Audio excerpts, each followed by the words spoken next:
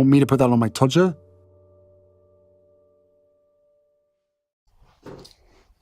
Harry's wife.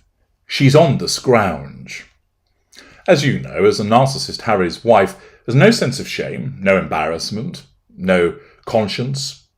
She does what she wants, and her narcissism always enables her to believe that what she does is justified and appropriate. Any instance where she says sorry is just false contrition and is simply a further manipulation designed, of course, to cater to the prime aims.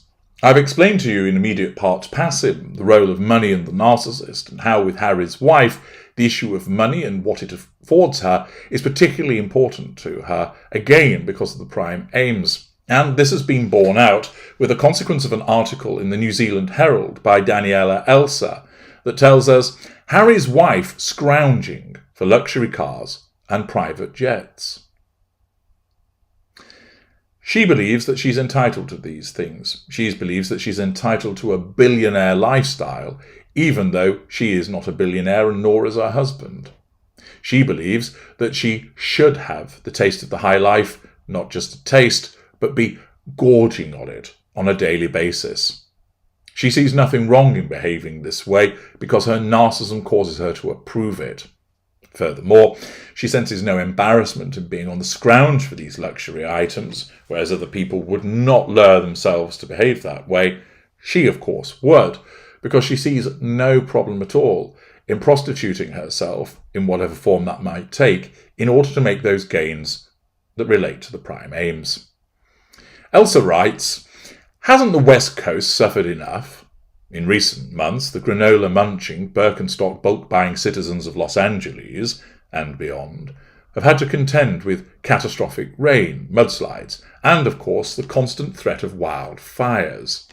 And now, seems like they're about to attract more second-string royal players looking to start over. Earlier this month, the Daily Mail reported that not only are Princess Eugenie and husband Jack Brooksbank possibly eyeing up properties in Los Angeles, but that her father, disgraced Duke and perpetual pariah Prince Andrew, has been keeping an eye on Harry and Harry's wife, the Duke and Duchess of Sussex's careers, and everything they have been doing in America, with a view to what he does with the rest of his life. See parts passim for my observations about that. On paper, the Sussexes should seem to be absolutely smashing it, smugly smirking all the way to the bank after signing a bevy of deals stuffed with zeros, and which total more than $200 million. Huzzah! More kabancha for everyone. But is everything quite so spiffy and shiny in Sussex land? For one thing, are they quite so flush as they would appear?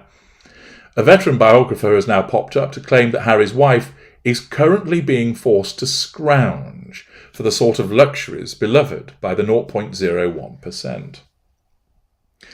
The revelation came when Tom Bower, author of the pretty devastating book Revenge, Harry's Wife, Harry and the War Between the Windsors, appeared on conservative UK television network GB News to talk about the Duke and Duchess with vociferous Sussex critic Dan Wootton. All of this, of course, amounting to challenge fuel and a threat to control.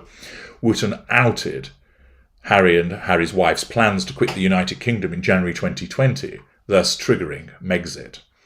Bower said of Harry's wife is money obsessed, residual benefit, and always has been, residual benefit, and that is why she married Prince Harry. Well, it was slightly wider than that, but he's right, money played a huge part in that. She'd imagined he'd be worth hundreds of millions, if not billions, and she's having to make up for it now. Again, of course, she would think that way because of her delusion and low cognitive function herself. She wants to ride in the big Cadillacs, the private jets on command, and at the moment she needs to scrounge for those sort of things.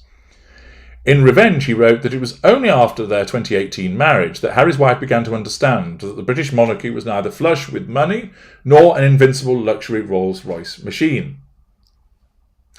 Now, for most of us, the idea of a Jetstar flight to Bali sounds like heaven. However, if the former Suits actress fancies getting her own NetJets account, it's like Uber for the private jet set, then she and Harry are going to have to work out a way to rake in much, much more cash. Take their reported US $100 million Netflix deal Not bad for a man who never had to sit for a job interview in his life, and a woman who used to, according to the book Finding Freedom, occasionally set up a paparazzi photo. She still does, of course. But that figure could also include the cost of their production staff and production costs. Plus, it's highly unlikely that they got the full whack of cash up front, and it's likely to be meted out after each project. We're not talking about pop out and buy a Gulfstream cash. Sussex wedding guest George and Amal Clooney are reported to own their own private jet, which can cost up to $60 million brand new. That, of course, is something that Harry's wife believes she's entitled to, and will be eyeing the Clooneys, thinking, well, we should be like them. Ginger bollocks. Why are we not having as much money as them? We should have our own private jet. That was reportedly the advance at $30 million from Penguin Random House for the 4 books, of which the world has only been blessed with one, Frozen Todger and all. How much H, Lord of the Word document and spellcheck, actually pocketed is not known. And what of Spotify? Does anyone think the streamer might have paid out the full $33 million their contract is said to be worth just for Harry's wife's lacklustre RC wipes? It might have debuted with much fanfare, but later episodes failed to set the podcasting charts on fire. See parts passing. The issue is not only how much they are raking, but how tiddly that sum is in contrast with what their new best friends are all raking in. And that's the big problem for Harry's wife, that her narcissism has drawn her to want to be amongst the big hitters. But of course that then means that there are people earning far more than she is, commanding greater sums, and flexing with greater financial firepower, all of which threatens her sense of control and causes her to be envious. Her narcissism will ignite that envy to cause her to want to get to comparable sums. Remember, the narcissist is never content. The narcissist doesn't experience happiness.